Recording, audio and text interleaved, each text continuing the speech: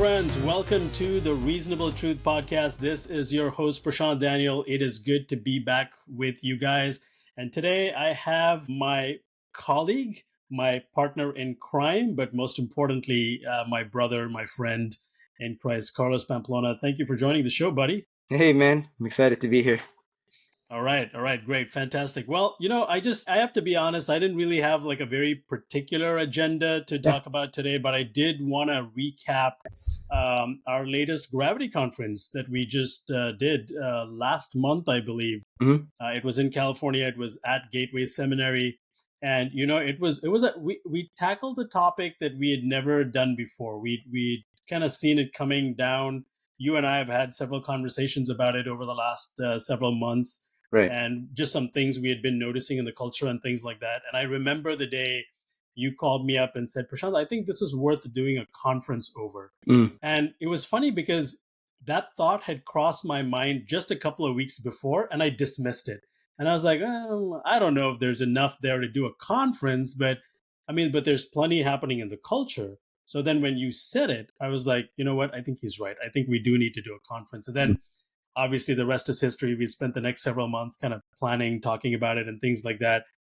And we did it. Yeah. And I thought the conference went well. I thought the topics were very engaging, and we had some incredible feedback. And so that's kind of what I wanted to talk about today. Those are just kind of my initial thoughts. But what did you think? How did you think the conference went? I think it went good. The people were engaged. They were asking a lot of questions, especially in the breakout sessions, especially if we had enough time. I think it was good.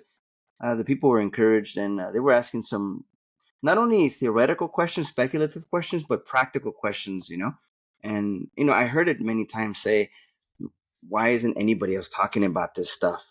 And so I was pretty excited about that people, when we think about putting conferences and dealing with topics, normally we're in the apologetics world, we're talking about the main questions that always come up: why evil, atheism, why the resurrection, does it make sense, is it true? But those are important topics. But from the feedback that we got, I think it was good, and I think that people are going to start seeing this more as the months go by and as the years go by, because it's out there.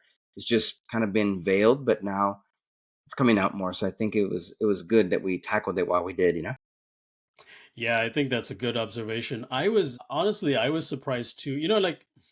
I remember telling you this in a text message or something. I remember telling you, Carlos, just because you and I think something is important doesn't necessarily mean that the culture, or Christians in the culture, think it's important or that they're even ready for it. Yeah. But that could be true, but it could go both ways. Right. And sometimes they are really ready and we are behind the ball, right? And so I'm really glad we did it, and I too was pleasantly surprised by how many people came over and were like, we didn't really know that it's coming back like this in all these different forms, but at the same time, we're really glad that you guys are talking about it. And I remember this one gentleman, I'll leave out his last name, but we'll call him Steve.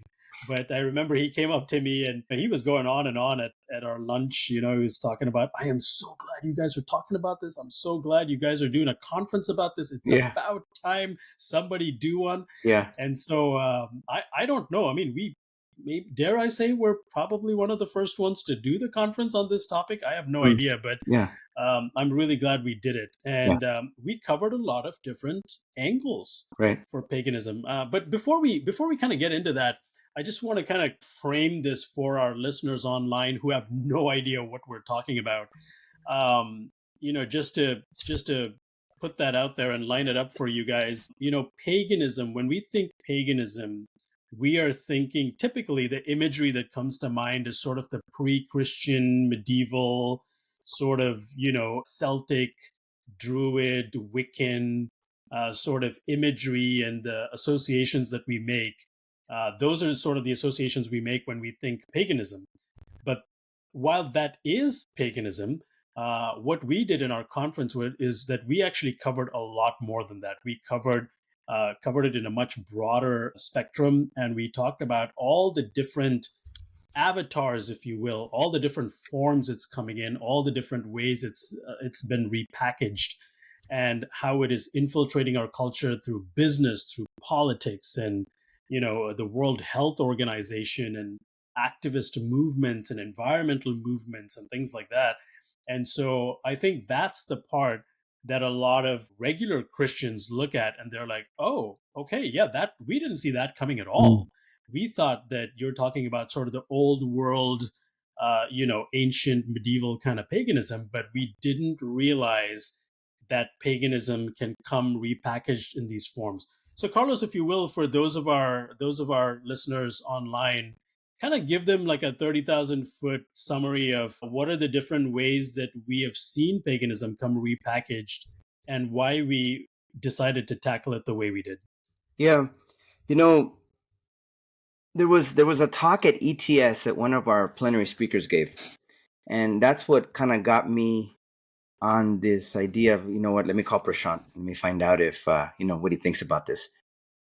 But you're right. You can't leave out the old pagan ideologies because they're very much alive. But like you said, they kind of come repackaged. They put on new garb.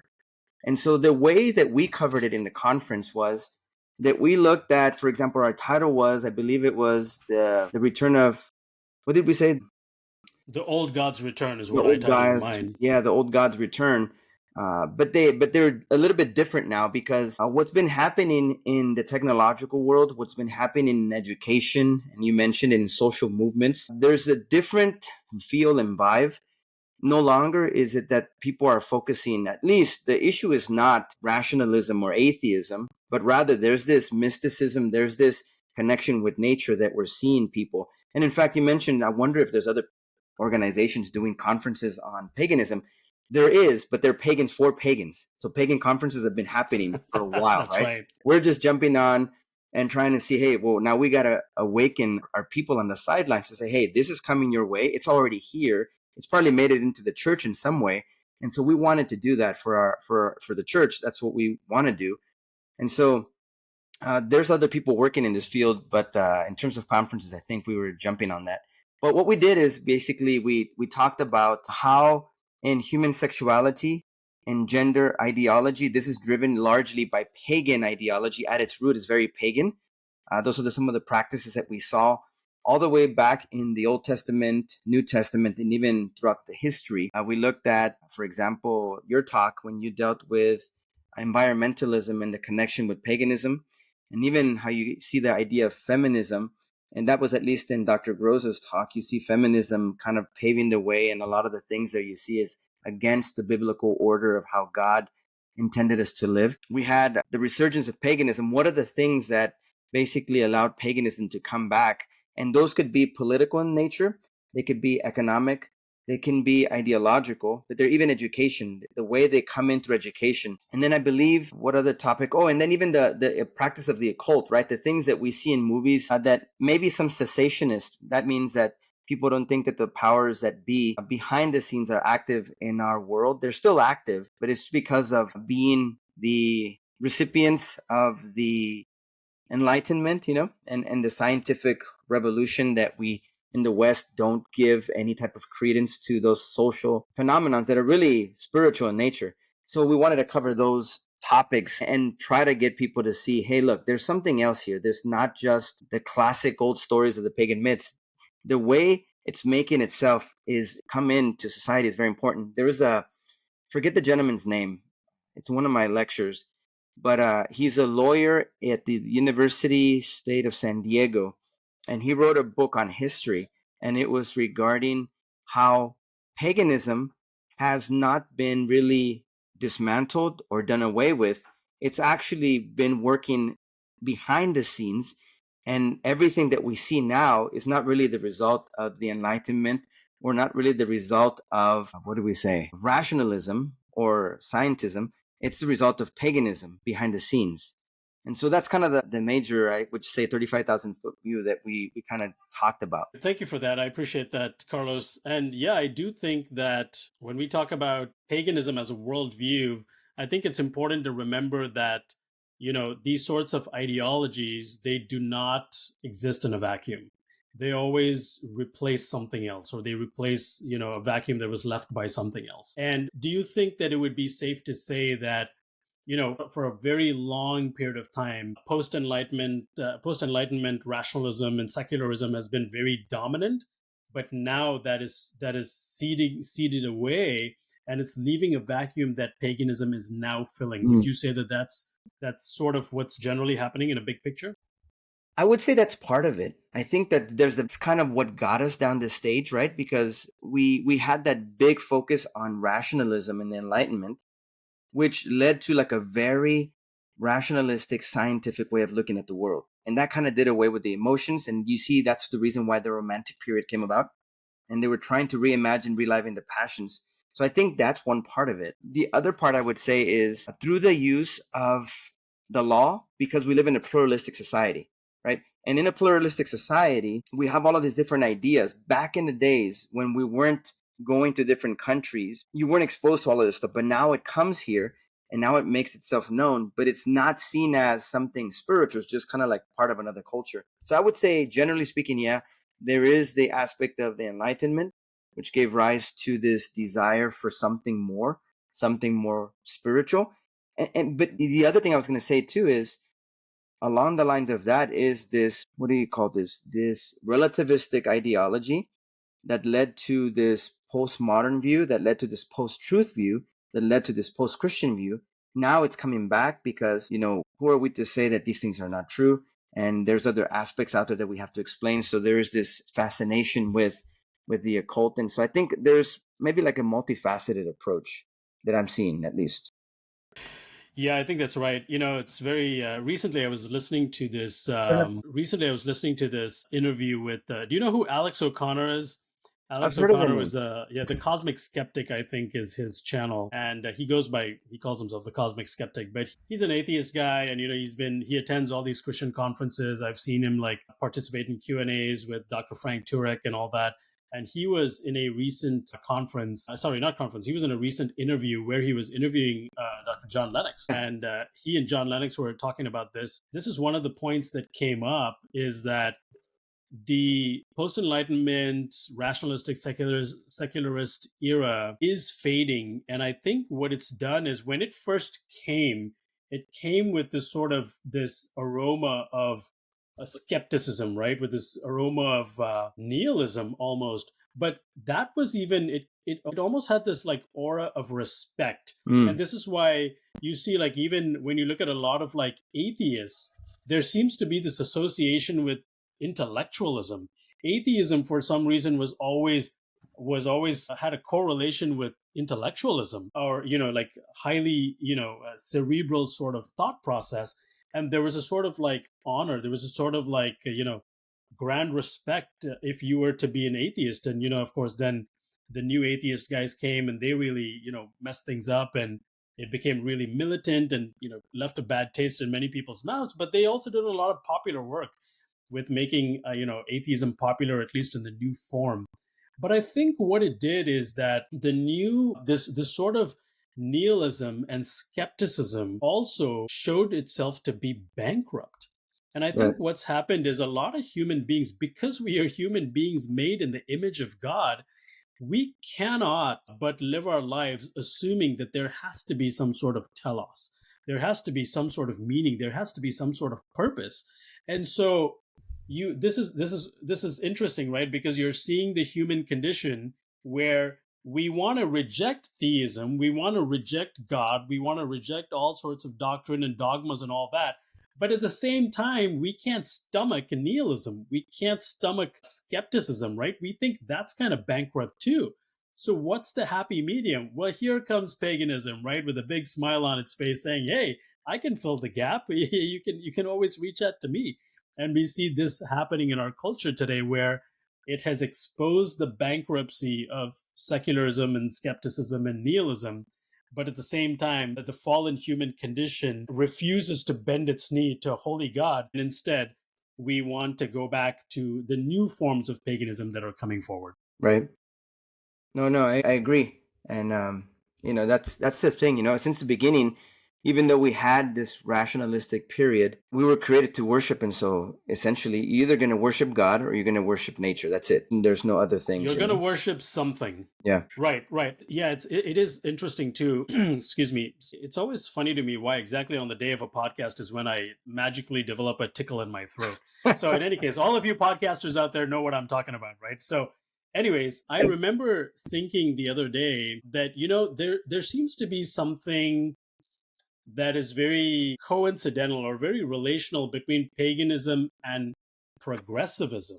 So let me explain what I mean by that. Several months ago, I actually wrote an article that said modern progressivism is transgressive. Now, what did I mean by that? In order to really define that, in order to define that, I think I have to kind of give a little bit of a background. So if you take politics, for example, right? We have progressives and we have conservatives. What does this mean? Mhm. Progressives believe that truth or reality is always evolving, it's always progressing. And so we have to keep up with the times. That's what it means to be a good person. You have to progress along as nature and truth and reality and all these things keep getting better with technology or with knowledge and things like that. And so we have to progress with the way things are moving. That's what it means to be a progressive. Right. Conservatives, on the other hand, have always believed that there are certain things that do not change. These things are eternal, these things will always last, and therefore we should conserve them. Those immutable things should be conserved, hence conservatism, right? These are sort of the basic bare bones definition of progressivism and conservatism. But one thing I have noticed recently is that progressivism is not just about keeping up with the times and moving forward. Modern progressivism is about tearing down the old things. And so this is why even when you look at just if we can get political just here for a little bit, a lot of the old sort of standards and boundaries that we have had for a long time regarding marriage, regarding sexuality, basic things in our culture are all being challenged. They're Mhm. all being torn down. Who says that only women should use women's bathroom? Men can use it too. Well, where did that idea come from? Oh, it comes from this idea that there's a binary gender. Who says there's a binary gender? There's more than that, right? These are all the challenging and the debating and the tearing down of old truths and old structures, which now seems to be a hallmark of transgressivism and modern progressivism, actually. And so this is one of the things I'm seeing even with paganism, with at least modern paganism, the way it's coming today, is a challenging of the old structures, a tearing down of the old structures, if you will. That's at least what I've noticed a little bit. Have you seen anything similar like this? And if you can think of it, Yeah. are there any examples that come to mind for you? No, I think it's true, and by nature, it's because it's relativistic. It's an autonomy, right? One of the things that we hear, the mantra that we hear is, "I'm not religious, I'm spiritual." So that has a lot to do with it because it goes back to the garden. You can become the measure of all things. Who said that if you ate of it, you would die? So the lie goes all the way back to the beginning. So I completely agree. I think that's the nature of the paganistic world because by nature it's run by demons. That's essentially what it is. In terms of examples, I think it lines up with what you're saying too regarding the whole idea of men using women's bathroom or women using men's bathroom. And in line with one of my talks, I think that this is very evident in the whole idea of androgyny. So you look at this whole concept of let's blur the lines between men and women so that we don't know who is what. Like you said, who determines who says so? And in paganistic practice, it was an ideal to be androgynous, right? The male and the woman could both be recipients, sexually speaking. And so I think that's an example. And it basically goes back and reverts the entire creation order that God gave in Genesis. I mean, that's another example that I can think about, you know? Yeah, yeah, I think that's right. It is very interesting that when we look at movements in the culture, there's always certain movements that are happening now that will set up the culture for something that's coming down the road in the Mm, future. yeah, And, Western culture, for example, has been very individualistic. It's been very, everything is, there's no sense of like a communal sort of identity. Everything is an individual identity. right. Disney has not helped. Thanks a lot, Disney, for making things worse. And so this whole idea that, there's no truth out there, the truth is inside of you. Right. You don't have to go on any journey. You don't have to go out there looking for truth and things like that, but rather you just have to look within. You have to like close your eyes and like hold your breath and like imagine something deep in your core, in your heart, and you will arrive at the truth. Right. And this sort of idea has made us ripe for falling for the seduction of paganism. Mm. And this is why I think we see like even the new age movement is sort of coming back in a different form now too, with this whole idea. And you alluded to this when you said, spiritual but not religious. I think that's the perfect state of affairs for a fallen human being. Is we are not able, and this kind of goes back to the point I made earlier, we are not able to shun the divine. We're not able to shun, the transcendent. We, on some gut level, even skeptics, even atheists believe that there's things out there that are just bigger than us, Right. even if we can't explain it or can't define it. Right. But at the same time, if we do not have to bend our knee to a divine throne, if we do not have to submit to this all powerful creator, all powerful God, then essentially everything is this vague, arbitrary, nebulous sort of smoke that we can redefine and we can make it whatever we want it to be. So I think paganism is almost like in one sense, it's almost like pantheism, right? Doesn't C.S. Lewis, he says this in one of his books. I'm trying to remember which one. It's most likely Mere Christianity. He says, if I were not an atheist, I most likely would have been a pantheist, is what he says. Right. And I think he's exactly right, because that is the kind of mood you have in the West now, Yeah. where everything is very nebulous and it's all about personal spirituality. So I do think that the individualistic movement in Yeah. the West in general Yeah. has made us perfect and ripe for this.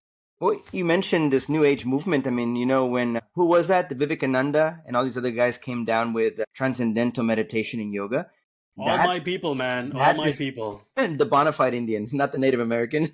Well, even they practice paganism, though. That's So right. No, that's an important distinction. It always it annoys me is. when people, confuse me with them. Native Right. Right. American.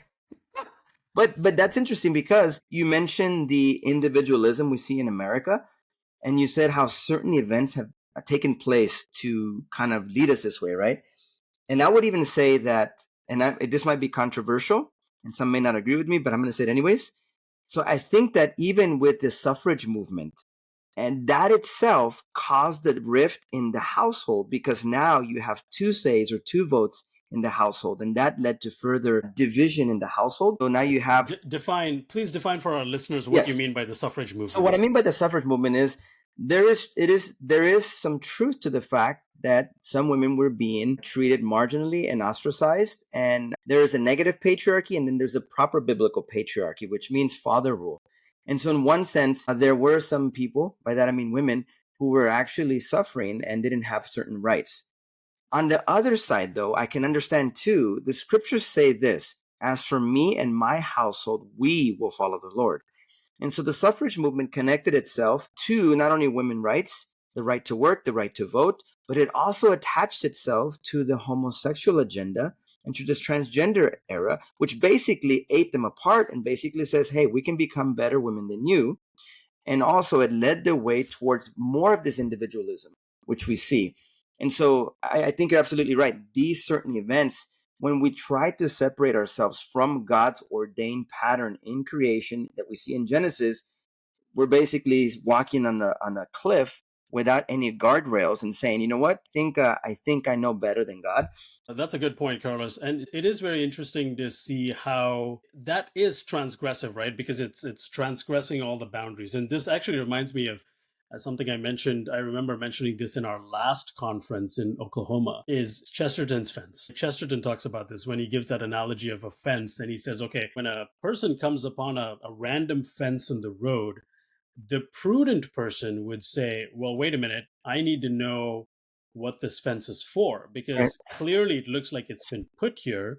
And if it's put here, then it's been put here with a purpose. And it would behoove me to find out what that purpose is and then decide what to do. Do I go around the fence? Can I climb over the fence? Do I uproot the fence? Whatever the next course of action is. is going to be dependent on me figuring out the purpose of this fence. The imprudent person, the unwise person would come to a fence and say, well, I don't know what this fence is here for. And, so therefore I should rip it all out. And Right. so, and I think that is very emblematic, and, it's almost prophetic the way Chesterton gave that analogy, because that's what we're seeing happen today is the uprooting of all the fences and the boundaries that God has put in place for our own good, for our own benefit. Yeah. And we're seeing this happen in many different areas. Yeah, so I think it was really good. I think I liked the way we came at it from different angles in our conference, whether it was environmentalism or actually, Dr. Kevin Lewis actually did a session on the old paganism that most people usually think of. By the way, for those of you listening online, we do have the media for that. Those video clips and sessions and lectures will become available here soon. We just got it recently from our host, and so we'll make sure to put it up on our YouTube channel. We'll make it available for you guys to see. So just be patient with us until all of that happens, and you will have access to all of that. So yeah, that's I think it was very good. I was very pleasantly surprised by the reception that we got from a lot of the people saying thank you for doing this. In fact, we need more of this. And we've covered a few other issues. We've talked about artificial intelligence, transhumanism, and things like that. Yeah. But one thing, Carlos, that I've always found, I find this to be sometimes discouraging, but sometimes also encouraging, is that a lot of Christians Mm. seem to be unaware of the things that are happening around them. Yeah. And my wife always teases me about I'm reading everything, and not just, I don't just read theology books. I read everything, like literally everything. I read books on culture, on books on sociology, psychology, business, you name it. And I think there's value to that. And I think in general, Christians are just not reading enough. And I think and I think that doesn't help us, because it makes us, number one, intellectually lazy, but it also makes us unaware Mm. of what is happening around us, with the movements that are happening, the ideas that are kind of sort of simmering in the culture, if you will. Right. And if we don't see what's happening, we're not going to identify what it is we're seeing. Right. So speak to that a little bit, to Yeah. how Christians can do better in having their finger on the pulse of what's happening around them. Yeah. No, that's a good point, man. I think you're right. And then the next question I would ask is, they're not reading enough for whatever reason. So are they even reading their Bible? Are they even aware of what's going on, right? Because we do live in a world where, at least a few years ago, we were influenced by the secret movement church, right? And then we have different moves. Like, even though a lot of the things that Billy Graham did were great, I think that it left a void, in the sense that there was a lot of people either really converting, but they were left as baby Christians, and there was no true discipleship thereafter. And I think that's where your statement comes in, where people are not reading enough to be aware of the culture. And so if they're not reading outside of the scriptures, or maybe sometimes people are reading a lot outside the scriptures, but not enough in the scriptures, I don't know. But I think that reading is very important, right? Because if they're not reading, they're not going to be aware of the different things that are coming up. I'm sure you're part of your job, even though you do it for leisure, for fun, and to get more ahead of the pulse, is that there's continuing education. We'll always have to be continually learning. And that's what it means, I think, to be a Christian, right? To always be a learner of our Lord Jesus first, and then of culture. I also think that maybe, at least on this side of the world, I can't speak for other parts, but maybe on this side of the world, we have been also the recipients of, number one, how do I say this? It's an eschatological position that the world is going down anyway, so what does it matter? Right? Yeah. It's just me and my bubble, or it's a I think I know where you're going with this. Go for it. I wasn't going to go too far into that, but I was going to mention that, right, where it just goes down to hell in a handbasket. Or even with the retraction from the marketplace of ideas because of the Scopes trial and different things like that, we basically, that's why you had the fundamentalist movement in America, where that created the seminaries. And instead of staying with the church and doing something different, training them within the church, by large, I think, is not only, as Moeller said, biblically illiterate, sometimes theologically illiterate too. And therefore, by that same token, it might not be needing or feeling the need to engage in anything else but just my everyday life, There's those things. I mean, there's probably more things as well. But I agree, we need to read more. Right. I also think it's a question of personal responsibility. And there is a view, and in fact, I had a lady literally come up to me after our conference ended. She came up to me and she said, I am so thankful that you guys are studying and researching and speaking about all of these things so that I don't have to do any of that. And I Mm. remember thinking, yep, that's actually the problem. Yeah, And I actually wish that, Christians wouldn't be like that. And yeah, so, the scripture exhorts us to all be like the Berean Jews. We need to be reading, we need to be being aware of what's happening around us and have critical minds to be thinking about these kinds of things. And I think if we're just sort of drifting along through the waves of life, just bobbing up and down like as if we're on the ocean and not yeah, applying ourselves, then that is kind of what the enemy wants. He wants us to be ignorant. He wants us to not be in touch with what's happening around us. And so we have to get away from this fallacious idea that deep theology, philosophy, studies on ethics, apologetics, church history, doctrine, and all these things are only for the experts, are mm. only for those who are trained, are Yeah, only for those who went to seminary, are only for those who have degrees and all these kind of things. And that is the first fallacy that we need to get rid of. right. Every single person, every one of you who is watching this video, every one of you who is listening to this on a podcast, wherever you're driving, you are called to be a light to the world, a city on a hill. You are called to be salt of the earth. How can you be all of those things if you are not training and reading and equipping yourself and in increasing in knowledge and wisdom yourself? Right. And so this is an exhortation. I want to encourage everybody that we are all supposed to be doing these things. Now, does this mean that every one of us is capable of going to seminary and paying lots of money and spending 3-4 years studying? Of course not. I realize that's not possible for everybody. But we are called to study what is available to us. We live in a time and in a generation where we have more access to information and knowledge than any other generation in the past. And so, we have to give account for what the Lord has given us access to. We of all generations can never stand before God one day and say, sorry, I didn't know. Like that's just not going to be an excuse at all. Right. And so I do think there's a major responsibility there. Christians need to get with the program. We need to realize what's happening around us Yeah. and not leave all the deeper things up to the experts. Right. Speak to that a little bit more, As Carlos. that's a good point, man. And as you're thinking and talking about this, I thought of a few things. One thing is you mentioned responsibility. And why is it that we as Christians have this responsibility? It's because we've always had this responsibility. God gave Adam the dominion mandate, right? And the dominion mandate or the creation ordinance or the cultural mandate basically is found in Genesis when God says, you will have dominion over everything, and then you will multiply and fill the earth.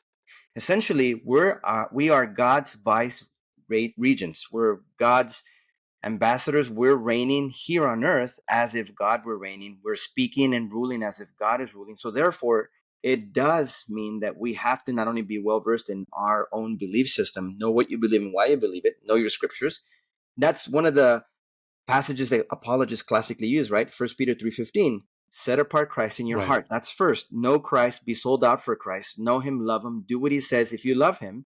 And second is do so with respect and gentleness. So we have that dominion mandate. Because of Satan, we as men are naturally, and because of the fall, are naturally, if we're not careful, can be given to laziness. And if we're not careful, we be given to overworking, right? To being a workaholic. So we have to have a balance between that. But that responsibility to rule, because Christ is reigning right now at the right hand of the Father, is that Jesus said, all authority is mine on heaven and on earth. Go and therefore make disciples of all nations, teaching them to do everything I've commanded you to do. So I think this is first and foremost a part of responsibility and remembering what God has told us. It wasn't abrogated just because Adam fell and because Satan was essentially kind of ruling this place. But when Jesus conquered, Jesus says, hey, pick up the baton and keep going. Let God's will be done on earth as it is in heaven. The other Right. thing that I think about is this idea of piety. And this kind of connects to what you were saying a while ago about this individualism we see in America. We see it in music and songs and hymns. He walks with me and he talks with me and he tells me that I'm his own. And so there's this very individualistic, relative way of looking at it where it's just me and Jesus in the garden and nobody else. But the true sense of piety that we see in the Greco Roman world and even early Christian was that of duty. And there was a coin, forget the guy's name, there were many coins like this, but one of the coins I believe is from, I think, the Iliad. I could be wrong. And it has a picture of a man carrying a baby on his shoulders, actually his father on his shoulders, and walking with the son by the hand with the fire in the back. It meant that there was a duty and responsibility not only to the older people, your parents and your family members, but also to your children to bring them up. So our Mm. duty as Christians is not only to be well versed for now, but for our children's children's children's to train up a generation. And so we need to be well balanced. We need to be knowing what the scriptures are. We need to know the gospel. We need to preach the gospel. And another thing that, as you were speaking, I thought about is how many people are engaged in evangelism? How many people are telling people about Jesus? And that actually will open up another can of worms because people might say, well, I don't have the gift of evangelism. So therefore, I don't think I'm called for that. Or, like you said, they think they have to be experts in philosophy, theology, apologetics, science, archaeology. You don't.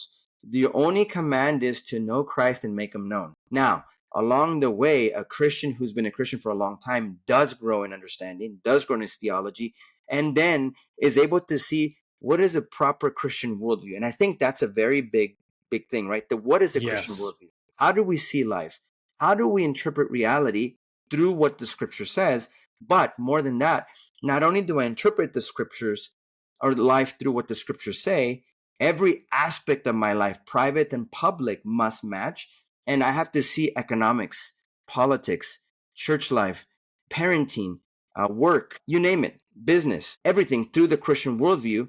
Once that happens, I think then that'll produce a change that can actually make us more effective for the kingdom because we don't have to be living this, what I like to call Gnostic Christianity, where it's Mm. just all spiritual. You know, I just believe these truths. And then it's almost like they go back to the ancient Corinthian lie, right? Where the body doesn't matter, the creation doesn't matter because it's all spiritual, anyways. No, God gave us this world. And in fact, we're not going to be in heaven forever.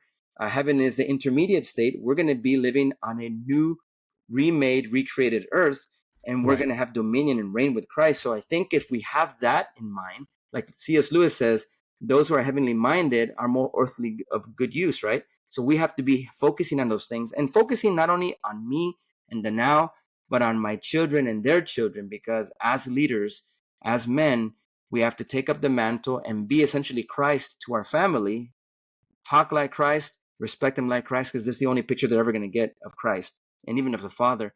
And so I think those things can actually help the church. Yeah, I think I love the point you made about Gnostic Christianity. And for those of our listeners online, Gnosticism is this view, this ancient view that anything of great truth or meaning or significance is only as can only be ascertained spiritually. It's a spiritual sort of knowledge and that wisdom is more important, is more valuable than anything else that we experience in our sort of physical world. Carlos, you can correct me if my definition needs sharpening, but No, no, essentially that's sort of what right. Gnosticism is. And I think you're 100% correct that even Christians now have sort of developed a sort of Christian Gnosticism where we live in this sort of spiritual bubble, right? It's this, oh, it's just me and Jesus. First of all, there's no such thing as me and Jesus. Okay, it's not. We were part. We're supposed to be part of the larger church. We're supposed to be communal. There's a great book. I'm trying to remember the name of the author, but the name of the book was When the Church Was family. was family. Correct. That's Yeah. the name of the book. When the church was a family. It's actually written by a Biola prof, I think, if I Yeah. remember correctly. Hellerman. I think, was it Joseph, Hellerman? is it Joseph Hellerman? Joseph Hellerman. Yeah. I Joseph think so. Hellerman, yes, I think you're right. Recognizing that we are part of a bigger community, we are part of a bigger family. And this is one thing that, at least to the American mind, and this is something that I talk to my kids all the time, you know, the sort of the American sort of spirit is this whole idea that America in one sense was born out of rebellion, right? We were born because we fought the British, we fought tyranny and all these things.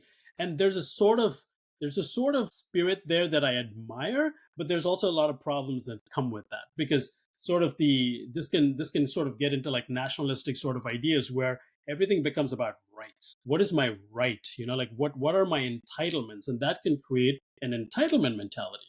And instead, what I try to tell my kids is, don't worry about your rights. Your rights will be given to you as and when you need it. What are your responsibilities? Mm, If you think in terms of responsibilities instead of rights, then now you're on a good and healthy and safe path. And I think, kind of JFK alluded to this too, right? Ask not what your country can do for you, but what you can do for your country. right. And I think the same thing sort of applies in this sense as well, as not that how can I just be happy and peaceful in my personal relationship with God? First of all, that's sort of a misnomer. There's nowhere in scripture that talks about having a personal relationship with God. Of course, in one sense, you do have a relationship that is with God, but Mm, you're not meant to be a hermit Christian. You are not meant to isolate yourself away from the church, away from other believers, and just have this me and Jesus sort of spirituality. That's what gets Christians into trouble, right. because then we isolate ourselves, we get ourselves into a bubble. And as long as we're like, okay, I'm reading the Bible, I'm going to church, I'm having my personal sweet devotions with God, everything feels good, everything is wonderful, God has given me peace in my heart and mind, I'm good, I'm set. Okay, but now what about Matthew 28? What about the commands and the responsibilities that Jesus has given us to be a light to the world, to be a city on a hill, to go and share the gospel, speak the truth with gentleness and respect, defend what you believe.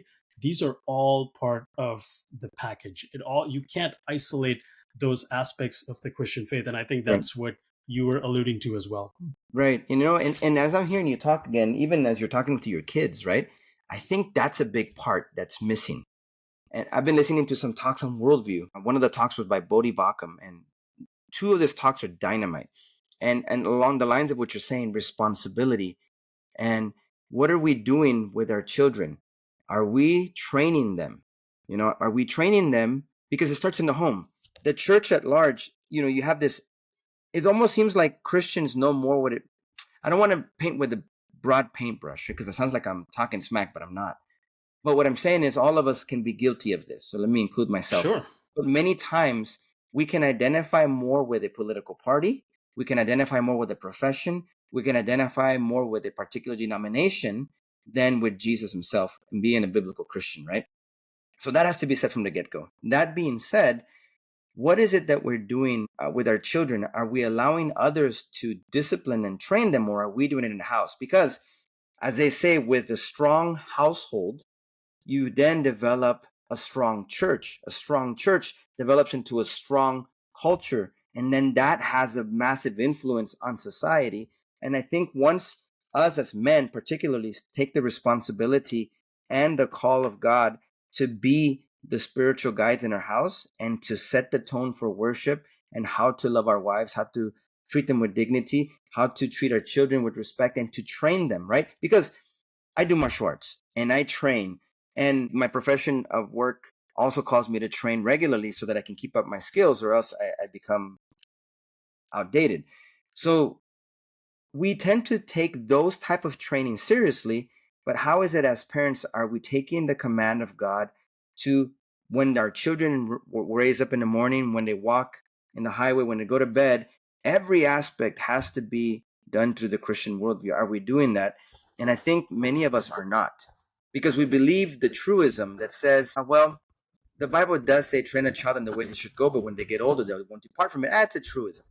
I've actually come to disagree with that. It's not a truism. I think it's a command. When you talk about training, it is intentional, it is purposeful, it is consistent, and you're plodding along the way. And I think that lays the ground and the seeds for them to be strong men of God as they see you as a father. And so I think that's something very important that is needed in our culture, particularly the church, right?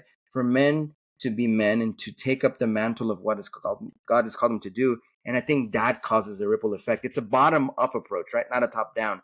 Because I remember when I was younger, I was involved in a particular group. And when you were around the figure who was the lead, there was a commanding presence.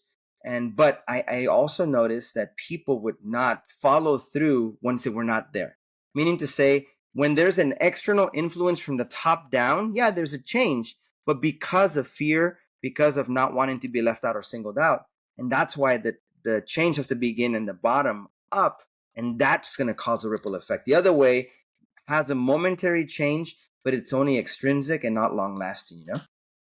Yeah, I think what you're saying is kind of it's reminding me of this distinction between authoritarian parenting and authoritative parenting, Mm. right? And authoritarian is almost like a tyrannical, like a despot, like a leader, right? Like a king, like an emperor, if you will, where anything and everything you says goes, and there's no room for any sort of negotiation or anything. But on the other hand, authoritative parenting is very principle based, it's very value based, it's very ethics based, right? And we want to train up our children to do the right thing, and we're training up our children to enable them to one day leave us, right? And as much as we don't like to think about that as Yeah. parents, the fact of the matter is that it's like birds, right? I mean, yeah, we can be all loving and keep them in the nest, but birds were meant to fly. Like, if they don't develop their wings and are not willing to leave the nest, then what is their purpose? And so the whole point of that is, I think, is not lost on what you said. But I do want to touch on something else, and this is a little bit of a segue from what we were talking about, Mm. but I think it's very valuable. You made many references to what it means to be a man. Mm. And I think that is important for our listeners to hear. Yeah. And I'll tell you why for a few reasons. There's just a few things I've noticed, even sort of, without going into detail, in certain dysfunctions I've seen in people's lives that are close to me, people who I know, and I see this in culture, I see this in leadership, and there is a dysfunction in masculinity today, and that is a problem. Now, before any of you start shaking your heads thinking, oh, here we go, this is the patriarchal segment of the podcast, no, just stay with me, because I want you to understand this. Many years ago, almost 15 years ago, I read this book called Faith of the Fatherless by Paul C. Vitz. Paul Vitz was a professor of sociology. I'm sorry, he's a professor of psychology from Notre Dame, University of Notre Dame. And in the book, he does sort of a broad study of several thousand men. And many of these include, dictators and serial killers and different sort of, men who were in leadership and men who led countries in war and things like that. And almost all of these men had very dysfunctional lives. And one of the things that he found in his research was there was one common denominator in virtually all of their lives, one common denominator. And that common denominator was that every one of these men grew up in a home where the father was either absent, abusive, or indifferent. Those of you listening online, let me repeat that for you. All of these dysfunctional people, men and women, grew up in homes where the father was absent, abusive, or indifferent. The first time I read that, Carlos, I remember feeling like this weight, this Mm. soberness on my shoulders and thinking, oh my goodness, what an incredible responsibility I have on my shoulders. Mm. Because the way the kind of person I am dictates how my wife is going to be. The kind of person I am is going to dictate how my children are going to be. And then comes the generational, causal effects of that. And so when you think about it from that perspective, you feel this weight of, oh my goodness, the person I am could literally have generational effects on people. And what a great responsibility that is. And which is why we cannot be men by our own strength. We need God. This responsibility, this duty, this mantle that God has given us is way too big. It's way too heavy for us to be able to handle ourselves. And this is why we need to depend on God. Mm. And so for all of you listening out there, especially the men, God has given you a huge mantle. It is a weighty responsibility. It is a weighty burden to carry, but it is not a negative thing. And it is not something that you can do on your own strength. Mm. This is literally why we have the term daddy issues, right? How many of you have heard the term daddy issues? Mm. Well, where do you think this comes from? This actually comes from a lot of research and study that's been done. And we see this even in scripture, the mandate that is given to men, the mandate that is given to husbands, to fathers. We set the course in many ways for our families. Families set the course for cultures. Cultures set the course for civilizations. It begins with the guy. All right. So for all of my brothers, for all of husbands, fathers, brothers, men listening to this right now, you have an incredible responsibility that God has put on your shoulders. I'll tell you this, as a father of 3 boys, man, I will tell you the amount of testosterone in our house, it is all over the place. My wife is a saint. She probably needs a statue. I need to put a statue out in front of our house. Sorry, I know we've been talking about paganism. Just I don't don't want to bow turn this down to into the statue. I don't want to turn this into something pagan, but although she would appreciate the statue, I'm sure. But in any case, the point is that I see this incredible energy that my boys have, and I recognize it because as a man, I recognize that. And there's almost this thing about testosterone that it's wild, it's uncontrollable, it's almost like this fire. But fire can do 2 things, right? Fire can it can heal, it can warm, it can give life, it can do all those things, and it can burn things to the ground at the same time. Men who are not channeled, not harnessed, not have that who do not have that spiritual vest that God has put on them can tear down nations, can literally burn the world to the ground. And yet at the same time, the men who are that way, who are who do depend on God, who do believe in God for everything and trust in Christ with everything they have, they can transform the world, they can change the world, they can make this world a better place. So all that to say, Right. this is a clarion call, if you will, for all the men. I know we've been talking about all kinds of different things, but men, we have a great responsibility on our shoulders. And I think that this mantle that we have is way too big for us to handle by ourselves. We have to depend on God for doing that. So, anyways, sorry, Mm. Carlos, that was a little bit No, of a rabbit trail, but you were the inspiration no, for that. I no, thank you no. for doing that. I think that's very important because that filters into what's happening now. You look at the church, by and large, the church is effeminate. Now, what I mean by that is that men themselves, Yes, please because clarify so our female yes, audience yes. don't Let get me offended. clarify, guys. I'm not saying that men are homosexual or that. No, what I'm saying is men are not, as Prashant said, taking their role seriously as men. Who makes up the majority of people in the church? Typically women. And so that's a good thing. But where are the men who are called to lead, to be the spiritual guides for their children? I Right. really like the definition that Doug Wilson gives. Now, some of you guys may hear the name Doug Wilson and say, oh, no, not him. No, this guy is, I would say, I wish he was my grandfather. Now, does he say some things that are snarky and rhetoric and hard? Yes. But I think somebody has to do that or else nobody's doing it, right? But you have to give the man a hearing. But listen to his definition, and it lines up with Prashant's saying. He defines masculinity as the glad assumption of the sacrificial responsibilities that God has assigned to men. You gladly assume the sacrificial responsibility because it's going to cost you, right? It cost Jesus to go to the cross. He gladly assumed it because he knew what the prize was, his bride, the church, right? There is a responsibility that men have. And it's very important that we as men take up that mantle to rule. A man provides for his family, he protects his family, and he loves his family, but he loves his family because he loves Jesus primarily. If we're not doing those things, then we're not being faithful men. And along the lines of that Paul Vitz book that you talked about, Faith of the Fatherless, it's absolutely true. The other name is father wound. The father wound is so That's damaging right. to people. And so I think that there's so much there because we tend to project onto God our responsibilities and even our hangups, right? And so if we're not careful, now this is something that I read in another book. It's called Father Hunger, also by Doug Wilson. And it's exceptional book on how to be a father. And in there, and in many other books that I've heard by him, he mentions this, and I think it's very important. He says, you as men are the only picture that your wife and children have of the son and of the father. You're the only picture. That's exactly what Paul Vitz is identifying, Right. because the scriptures say that.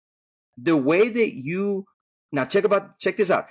Blasphemy, taking the prerogatives of God, using the Lord's name in vain, or doing what God has, not doing what God has said to do, or saying that God told you to do something, right? That's what blasphemy of the name of the Lord means, not taking the Lord's name in vain. So when you are acting a certain way that is unbecoming, not Christ-like, towards your wife or your children, guess what? You're lying about the Father. You're basically saying that the Father's Right. this way because they look at you. So I'm glad you took that segue. And if I can just add this, I'm going to read this. If you guys are out there Please. listening, please read this book. It's called It's Good to Be a Man. It tackles a lot of the issues that we're dealing with concerning paganism, concerning effeminacy. And, I didn't even go back and clarify that. You meant, what did I mean by that? What I mean by that is that many men don't stand up. They basically believe the lie of feminism that says to be masculine is to be toxic. There's a problem with men. And unless you're a shining white knight, which means you come to the defense of women. How dare you say that what she's wearing is provocative? How dare you be a dirty punk to look at her that way? No, there's a proper way. There's things that can be said. So as men, we have to be leading our families. So that's what I meant by that. You have to be a strong man, one who believes the word of the Lord and puts it to practice. But it's very important what Prashant said. Men will either destroy a nation or build up a nation, because civilization is patriarchal. Whether we like it or not, civilizations are built by men. And either Right. it's not a question. Listen, I'm going to quote this. It says, men were made to rule. They always have and always will. Nothing can change that. Nothing will. It is not a question of whether men will rule, but which one and how. So when the good men are not doing what they're supposed to do, the godly men, guess what? Satan comes and gets others to do evil, and therefore it will be an evil patriarchy ruling over the culture and giving the name patriarchy an evil name. Because guess what? All patriarchy means is father rule. And who rules in heaven? Who sent the son? The Father did. So we're supposed to get our idea of what it means to be a father from God. And so we have to get that distinction very much in line. So I'll leave it at that. Well done, brother. That was beautiful. If the microphone was not this expensive, I would drop it on that. I mean, that was a great way to finish. But in any case, no, that's really good. That's really good. I'm glad we. I know we kind of started off with kind of recapping our paganism conference and touched on a few other things in the culture. But I'm glad we ended on something practical that we can give our listeners. Well, guys, I think that's about it. I know we usually clock a little bit longer, but I think this is kind of a good place to wrap it up. We're right about the 1 hour mark, and hopefully you found this valuable. Keep tuned in to Reasonable Truth, and we will keep you posted on all things coming up. Carlos, my brother, thank you for joining me. Thank you for your wisdom. Thank you for everything. Hey, brother, I enjoyed it. Thanks so much. I hope the listeners are challenged and also encouraged. I believe they absolutely are. All right, guys, that's it for today, and we'll catch you again on the next episode of the Reasonable Truth Podcast.